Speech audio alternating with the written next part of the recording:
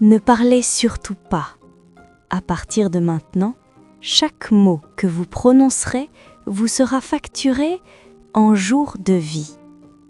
C'est par cet avertissement glacial que l'inconnu m'a accueilli à l'entrée d'Ombre Claire.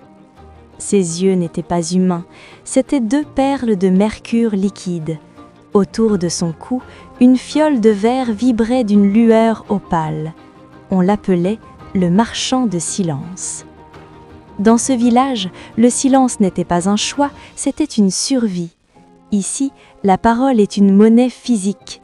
À chaque fois qu'un habitant ouvre la bouche, ces mots s'échappent sous forme de poussière dorée, aspirée instantanément par la fiole du marchand. Plus vous parlez, plus votre corps s'efface. Les bavards deviennent des ombres transparentes, des spectres sans chair qui errent dans les rues, incapables de toucher ce qu'ils aiment. C'est alors qu'Elara s'est avancée. Son frère était coincé sous les décombres de la mine de quartz, à bout de souffle. Elle seule connaissait l'entrée du tunnel secret. Mais Elara était déjà si pâle que l'on voyait son squelette de lumière à travers sa peau. Le marchand s'est approché, un sourire cruel aux lèvres. Pour le sauver, il faudra hurler son nom. Mais tu sais qu'une telle dépense de souffle te fera disparaître à jamais. Le silence qui a suivi était plus lourd qu'un orage. Elara a regardé la mine, puis le marchand. Elle a inspiré une dernière fois. Le premier cri a jailli, son bras gauche s'est instantanément vaporisé en une brume étincelante. Au deuxième cri, ses jambes ont disparu.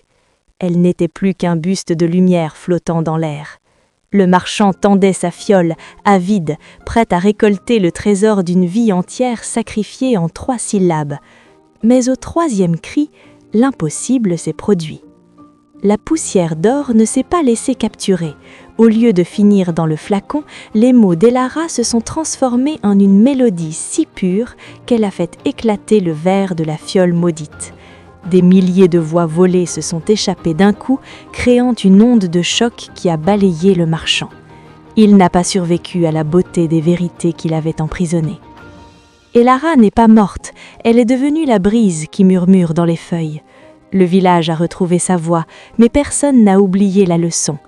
Depuis ce jour, à Ombre Claire, on sait que si les mots peuvent coûter la vie, le silence, lui, est le coffre-fort de l'âme. Mais quand l'amour appelle, aucun prix n'est trop élevé.